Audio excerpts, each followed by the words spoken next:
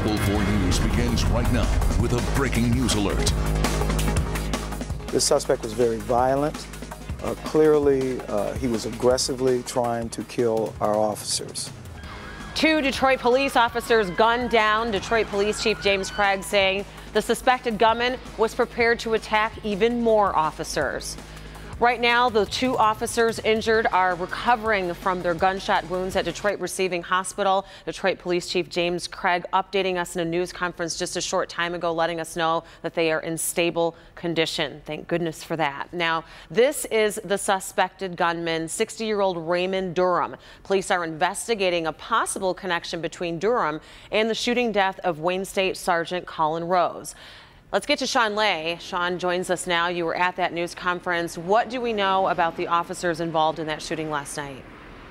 Let's talk right about the 2 officers that were shot right away. A 27-year-old officer had surgery this morning on his ankle, a bad injury there after being shot. That same officer, a young guy here, was shot twice by this suspect in his chest, but his body armor stopped those what could have been fatal shots. His partner then, the senior officer in this team, a 44-year-old, was shot in the neck. He has, we're told by DPD, several surgeries scheduled for today, but at this point is going to be okay. All this unfolding, as you say, Rhonda, last evening. What a scene it was. Police blanketing the area of Tillman and Ash on the near west side. They were blanketing that area doing narcotics and robbery investigations. 2 officers that were shot. Well, they started to ask that suspect about recent crimes in the area when the suspect opened fire on them. That sparked what we saw an intense manhunt unfold. The suspected gunman was later found hiding in some weeds. He was still armed and he was still coming at those arresting officers. The suspect was very violent. Again, once he shot our officers last night, he continued to make an attempt to engage them as they were trying to gain some form of concealment and cover. And when he left that location just a few short blocks away, again, he was still armed and the weapon was still loaded. So he was prepared to engage the second set of officers. In fact, there were some movements made during that second encounter that suggests he was trying to do just that.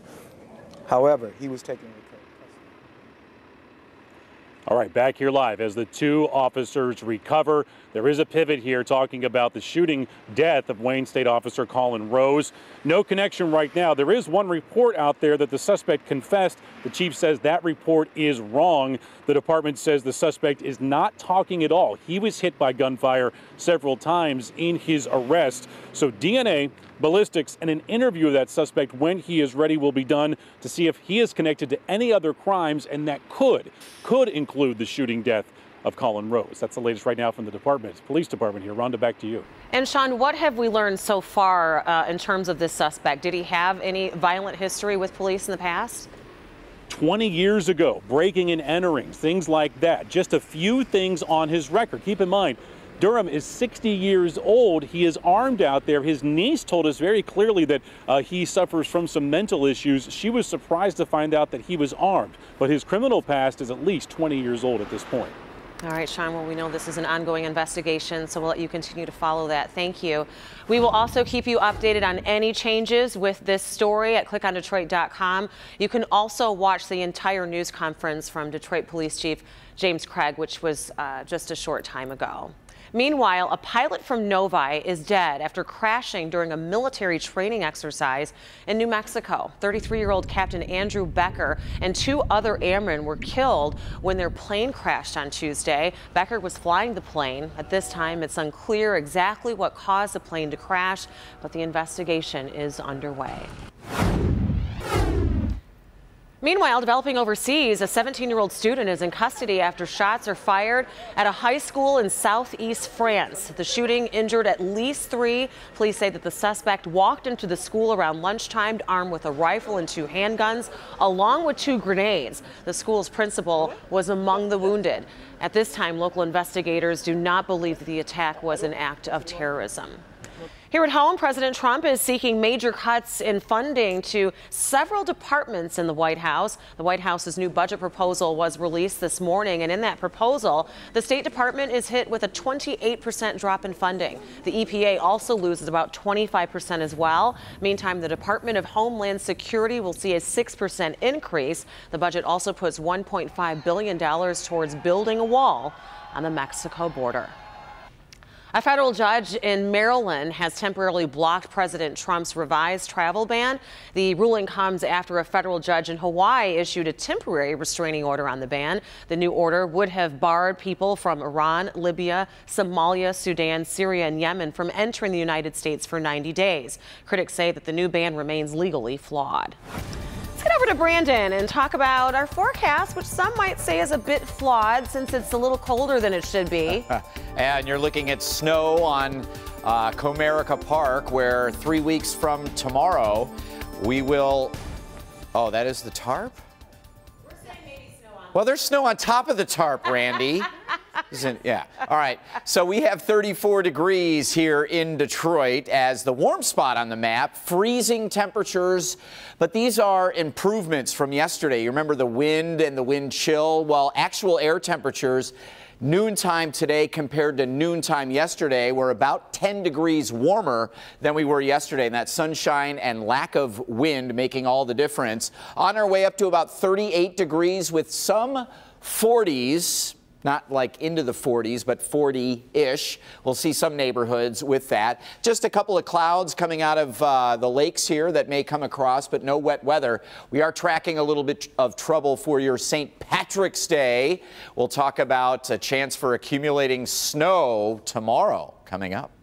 All right, Brandon, thank you. Meanwhile, singer Trey Songz, he appeared in court today on charges of assaulting a Detroit police officer back during his concert here in Detroit. Songz was arrested in December after an outburst during the concert at Joe Louis Arena. This morning, Songz appeared in Detroit courtroom via video where the judge scheduled a date for his plea hearing. That hearing will take place on May 31st. An 11-year-old boy is still missing this noon, missing from Detroit's west side. Police say that Timothy James Washington III left his home on Wednesday afternoon after he was punished by his mother.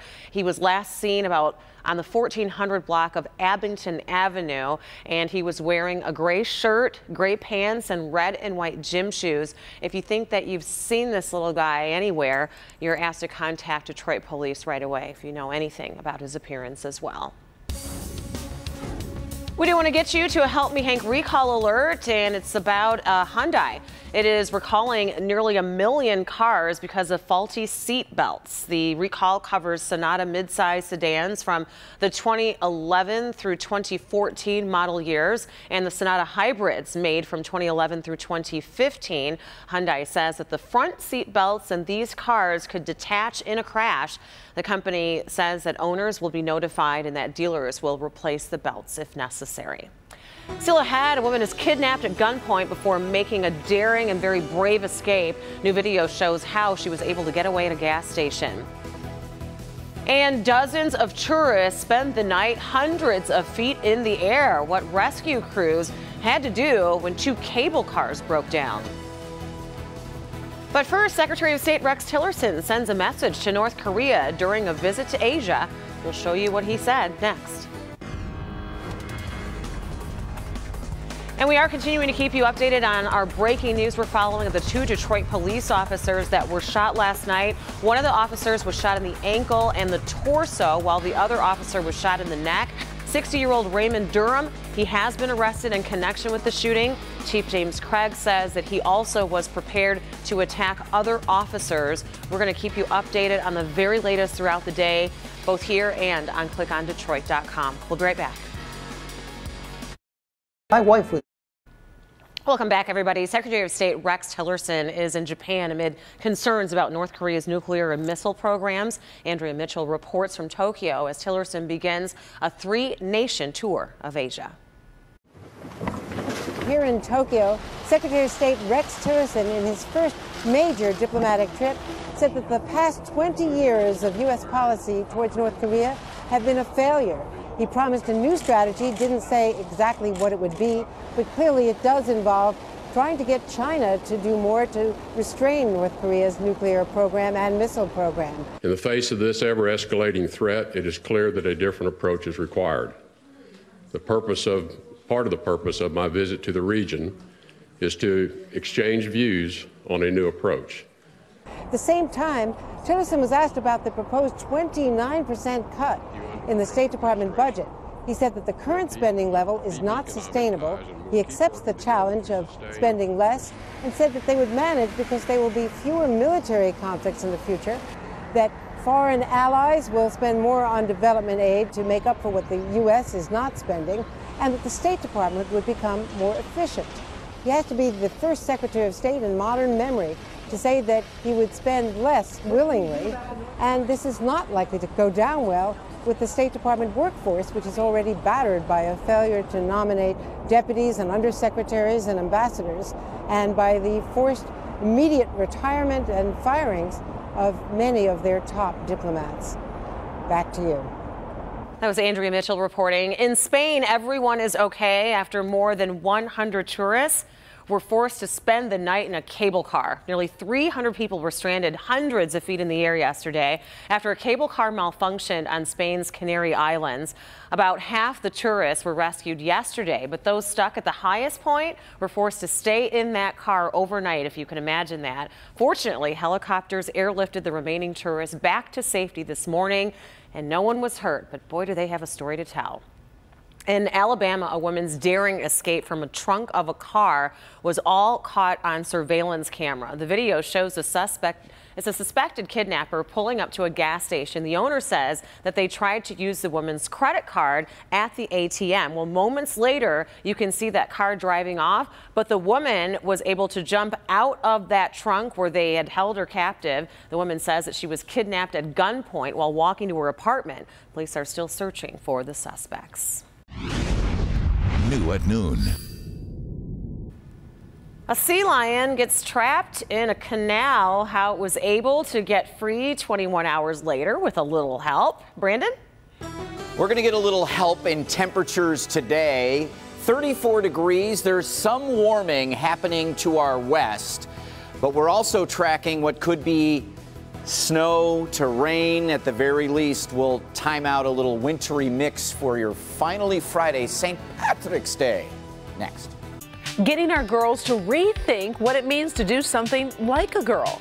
There's things I want to do, and sometimes I feel like I can't just because I'm a girl. Exposing them to women succeeding in male-dominated fields. Do you have to prove yourself 10 times as much as any male officer does? Absolutely. Empowering them to chase their dreams and speak their minds. Knowing that you can do anything you put your mind to. We just wanted them to be confident in who they are and embrace themselves. Who is teaching these young women to lead like a girl and succeed? Tonight at 11. Only it's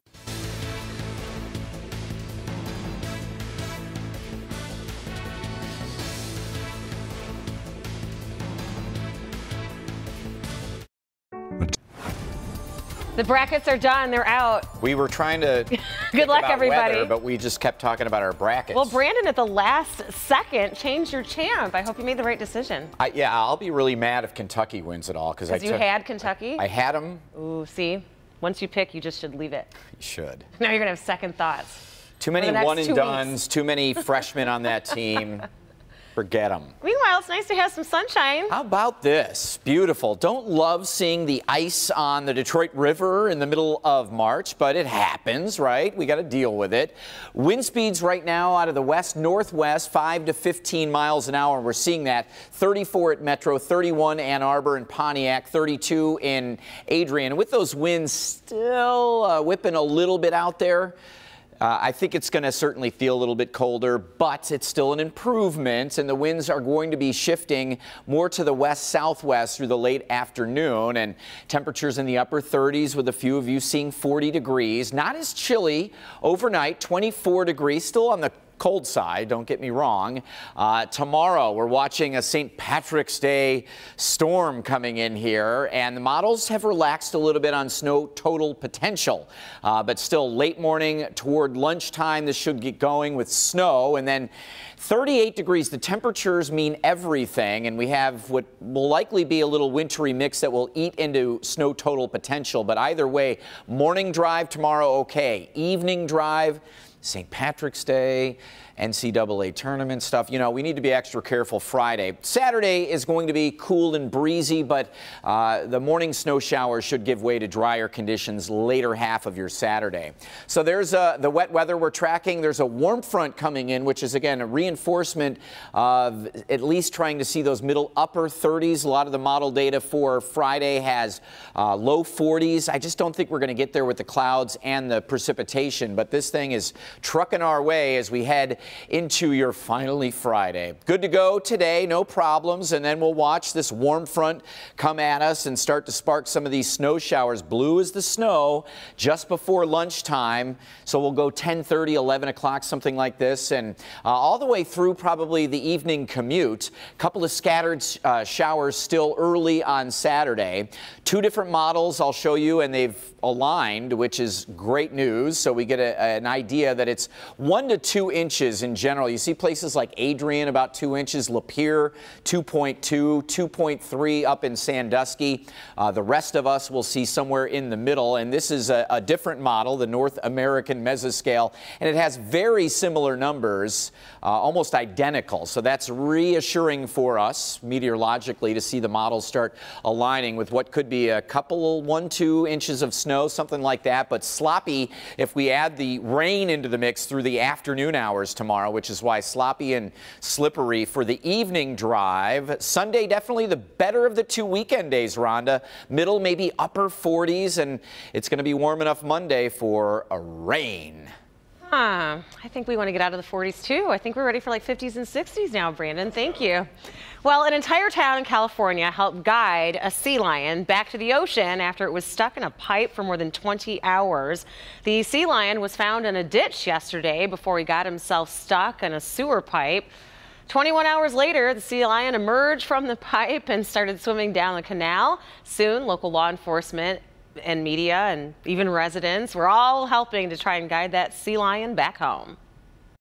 Kind of like a tornado chaser, but not really. We're chasing the sea lion to make sure he gets back home to his family. We get so excited about our little animals and fish and things. Animal Control tried to corral the sea lion so that they could drive him to the ocean, but after realizing that he knew where he was going, they decided to just let him go on his way. Still ahead, one school's 90-year-old prom tradition is getting national attention. See how students at this Midwest high school choose their dates for the big night. How should anyone at home believe you if they want to hire you? Give her the money back. You are breaking the law. What do you say to the people of Flint who say this has dragged on way too long? I seen my baby. I seen her burn. That's okay. I'm gonna call Help Me Hank. Maybe he can help me. Oh, it all worked out. I'm so happy for you. Replay. All right, we have something to show you. A high school in Illinois is catching national attention now for this unique way that the students choose their prom dates. Well, I have cousins in high school in Illinois. Hope it's, well, we'll see. Here's how it works. The boys draw the names of girls from a hat while the girls wait in the gym. After the drawing, the boys come into the gym and perform a skit before revealing their date. It is a 90-year tradition, the school says, is about bonding with classmates. How awesome is that? That's pretty cool. All the pressure and anxiety. It almost sounds like something you'd see on National Geographic. Watch this African bird do the dance for his... Not exactly. No? Who's with me? Have a good day.